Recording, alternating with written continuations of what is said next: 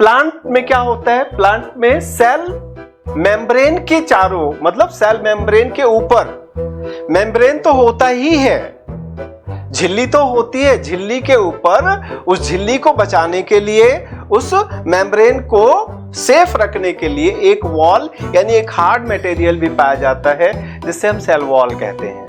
क्या कहते हैं? सेल वॉल कहते हैं। सेल वॉल जो होता है सेलुलोज का बना हुआ होता है।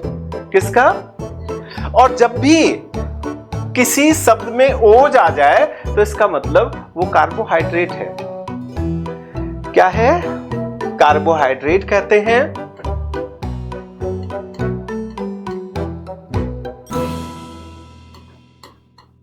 कार्बोहाइड्रेट या सैकेराइड भी बोलते हैं इसको।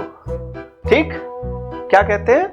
आगे मैं आपको बताऊंगा कार्बोहाइड्रेट या सैकेराइड क्या होता है। कार्बोहाइड्रेट होता है हमारा वो न्यूट्रिएंट, यानी हमारा वो न्यूट्रिशन, हमारा वो भोजन, हमारा वो पोषक पदार्थ जो हमें इंस्टेंट एनर्जी देता है।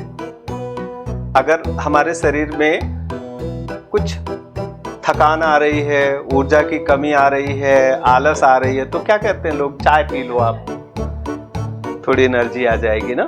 चाय में क्या है? शुगर है। शुगर मतलब सुक्रोज होता है, यहां भी ओज है। ठीक, चलते चलते कोई रास्ते में किसी ने कंप्लेन किया कि मुझे चक्कर जैसा आ रहा है, बहुत वीकनेस फील हो रही है, तो क्या कहते हैं? बैठाओ इन्हें और मौसमी संतरे का जूस ला के पिलाओ। तो वो जो मौसमी संतरे का जूस होता है वो फ्रूट का जूस है, that is called fructose. Okay, घर जाते हैं हम, अभी शाम को घर पहुंचेंगे, ठीक, कुछ ना कुछ खाते ही हैं। खाने में जो सबसे पॉपुलर चीज होती है वो खाई जाती है रोटी या चावल। ठीक, जब हम रोटी खाते हैं, रोटी कई तरह के अनाज से मिलकर बनती है। कई बार रोटी गेहूं की होती है, रोटी मक्के की भी होती है, मक्के की रोटी, सरसों का साग। अब ठंड का मौसम है तो खूब चलेगा, नहीं तो मक्के की रोटी भी होती है, ज्वार की रोटी भी होती है, बाजरे की रोटी भी बनाते हैं।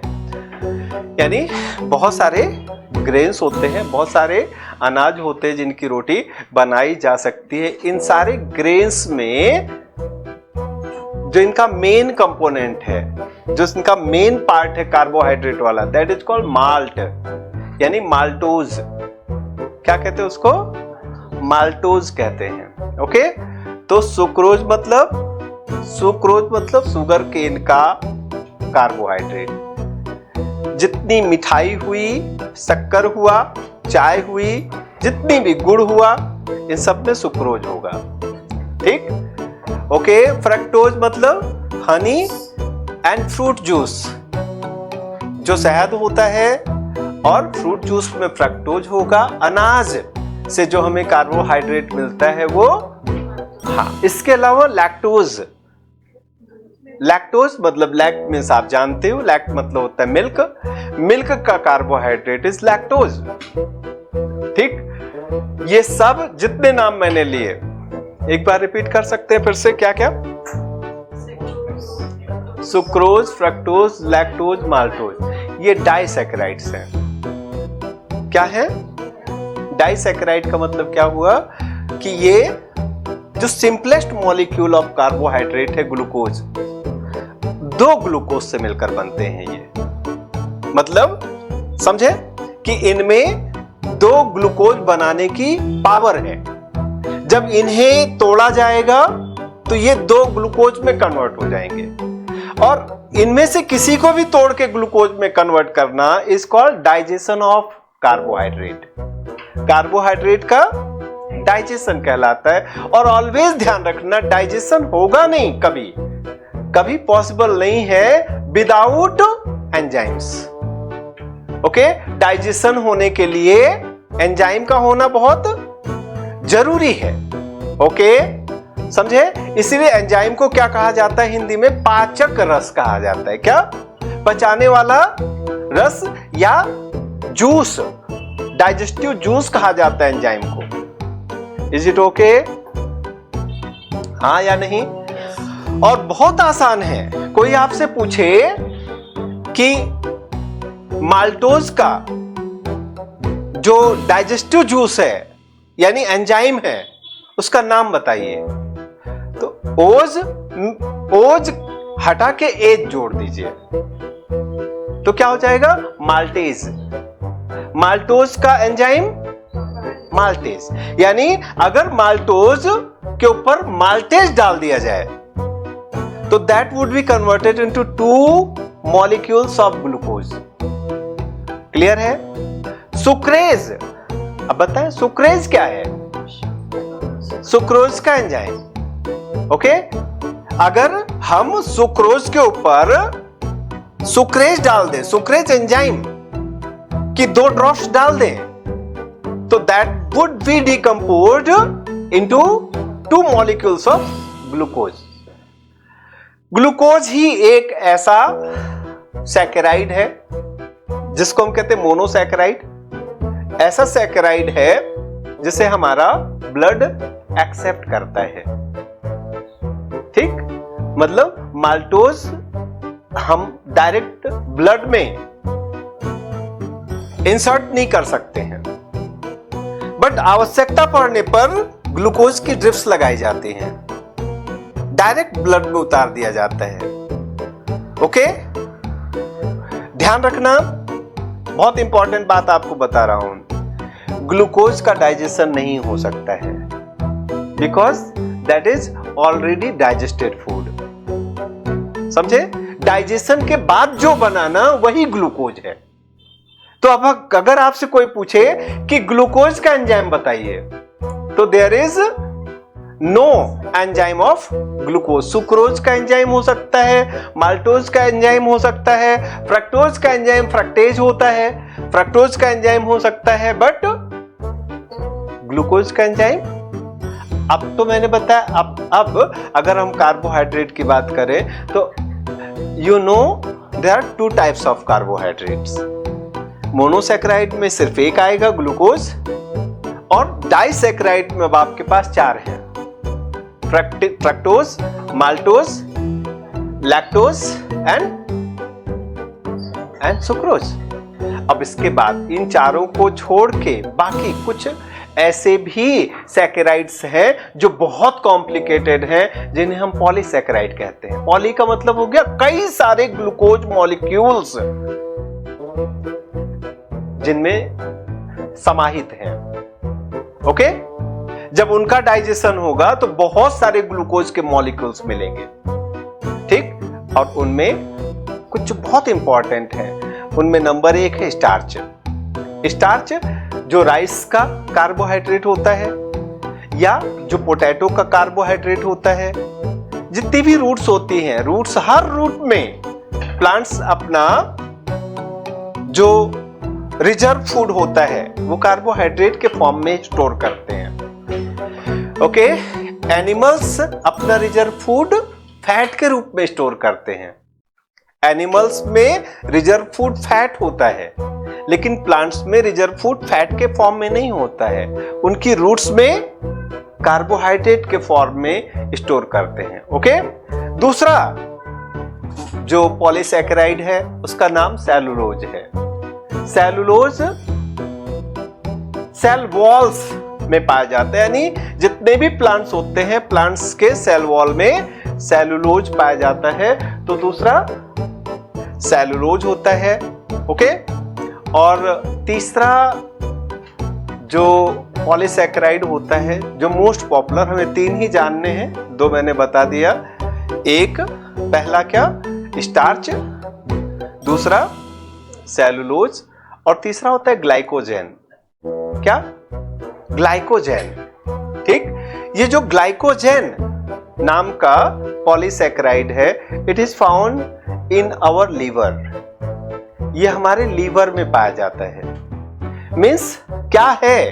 कोई पूछे आपसे कि व्हाट इज ग्लाइकोजेन, तो you will say glycogen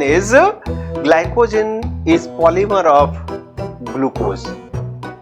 glucose का पॉलीमर है, यानी कई सारे ग्लूकोज का बंडल, कई सारे ग्लूकोज का पैकेट बना के और उसे कंप्रेस कर दिया गया, तो वो ग्लाइकोजेन, जिससे वो जगह कम घेरे। तो हमारे लीवर में जैसे हम खाना खाते हैं, जब हम खाना खाते हैं तो कुछ टाइम लगता है भोजन को डाइजेस्ट होने में। मतलब हमने जैसे ही कुछ भी खाया तो डिपेंड करता है कि क्या खाया है। ओके, मतलब अगर हमने चिकन मटन खाया तो थोड़ा ज्यादा टाइम लगेगा, अगर हमने जूस पी लिया डायरेक्ट तो थोड़ा डाइजेस्ट होने में मतलब इजी का मतलब जल्दी डाइजेस्ट हो जाएगा। ओके, तो हम क्या खाते हैं उसके आधार पर 1 घंटे से लेकर के 3-4 घंटे तक उसके डाइजेशन का टाइम लग सकता है। जब वो डाइजेस्ट हो जाता है तो इसका मतलब ब्लड में ग्लूकोज पहुंच गया। ठीक, अब एक बार के खाने के बाद हम कई बार ऐसा होता है लगभग 8-8 घंटे तक ब्रेक करते हैं। मतलब 8-8 घंटे तक हम क्या करते हैं, 8-8 घंटे का हमारा ब्रेक होता है, 8 घंटे बाद फिर खाते हैं। तो अगर हमने सपोज कर लीजिए कि सुबह 10 बजे या 11 बजे कुछ खाना खा लिया तो इसका मतलब है हमारे शरीर में शुगर का कंटेंट बढ़ गया 12-1 बजे तक। ठीक, शुगर लेवल बढ़ गया 12-1 बजे तक। ठीक, यानी हमारी पूरी ब्लड में एनर्जी फैल गई, लेकिन अब उस एनर्जी का यूज हमें अगले 8 घंटे या 10 घंटे करना है। अब हमें 12 बजे के बाद हो सकता है रात के 11, साढ़े 11, 12 बजे फिर खाना मिले, हमें तब तक वेट करना और तब तक इस बॉडी को चलाना है उसी एनर्जी से। तो इसका मतलब जस्ट समझे ना कि पेट्रोल पंप पर आपने 2.5 लीटर पेट्रोल डलवाया तो ऐसा नहीं कि डलवाते ही 2.5 लीटर यूज हो गया, वो कहीं टैंक में स्टोर होता है। तो ऐसे ही हम अपना फ्यूल, हम अपना ईंधन डाल रहे हैं, वो ईंधन जाकर के स्टोर होता है। तो हमारा जो फ्यूल टैंक है दैट इज लीवर, और लीवर में जो फ्यूल स्टोर होता है वो स्टोर होने वाला फ्यूल क्या है, स्टोर होने वाला फ्यूल है ग्लूकोज। लेकिन वो ग्लूकोज के फॉर्म में स्टोर नहीं होता है, स्टोर होता है ग्लाइकोजन के फॉर्म में। किस फॉर्म में? ग्लाइकोजन के फॉर्म में स्टोर होता है। आ रही बात समझ में? और एक हार्मोन्स होता है उसका नाम है इंसुलिन। क्या? ये इंसुलिन हार्मोन जो होता है वो ग्लूकोज को ग्लाइकोजन में कन्वर्ट करता है। ठीक, अगर ये हार्मोन्स नहीं है, अगर इंसुलिन हार्मोन्स का सिक्रेशन नहीं हो रहा है तो इसका मतलब क्या होता है? इसका मतलब ये होता है कि ग्लूकोज ग्लाइकोजन में कन्वर्ट नहीं होगा।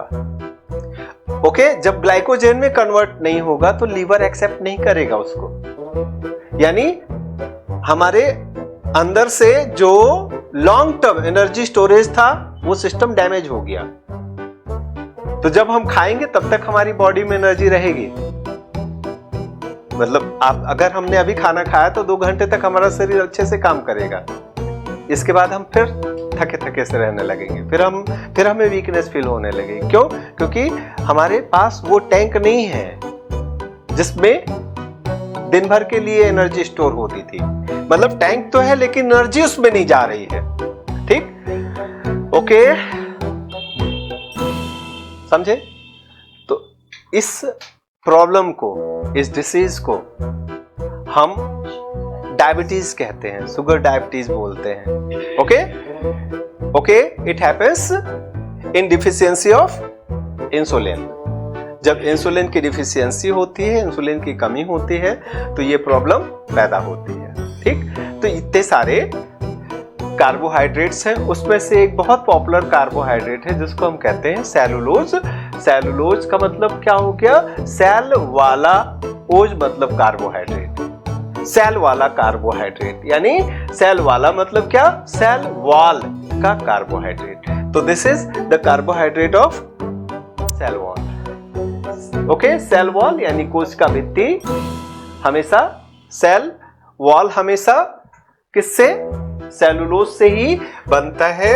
और यहां ध्यान ये रखना है कि वी कैन नॉट डाइजेस्ट, हम इसको डाइजेस्ट नहीं कर सकते हैं। मतलब कहने का मतलब ये हो गया, क्यों नहीं डाइजेस्ट कर सकते? हाँ, क्योंकि हमारे पास वो एंजाइम ही नहीं होता है कि जो इसको डाइजेस्ट कर सके। Is it okay?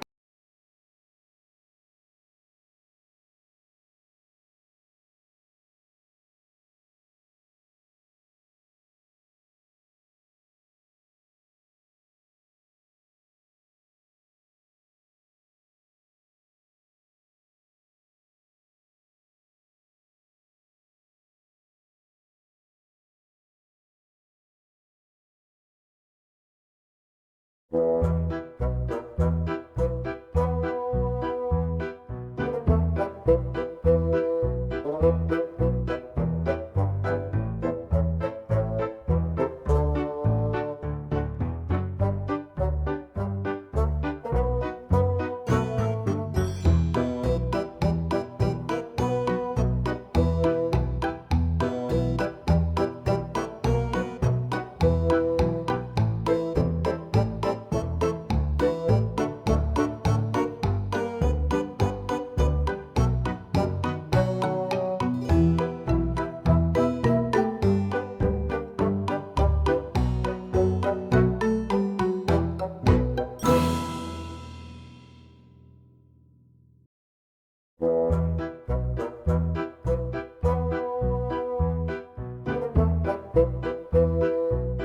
you.